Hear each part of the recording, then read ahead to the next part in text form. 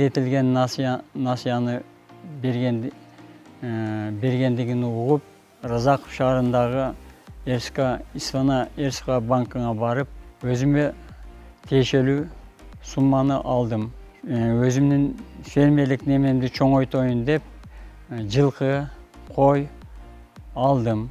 Баткен облусуна жеңилдетилген насыяны берген РСК банктын кызматкерлерге чоң ыраазычылыгымды билдирем.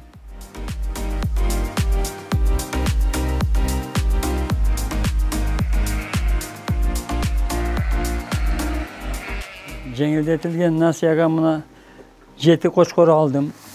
Калган алган малдарым жогорку короодо.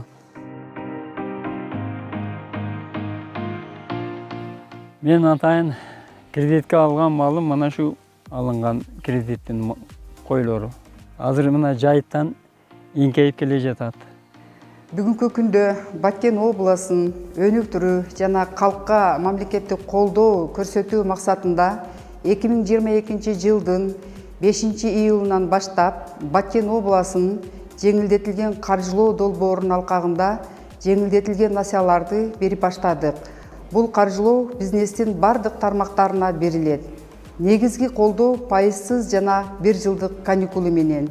Бүгүнкү күндө бизге бөлүнгөн каражаттын 25% аткарылды.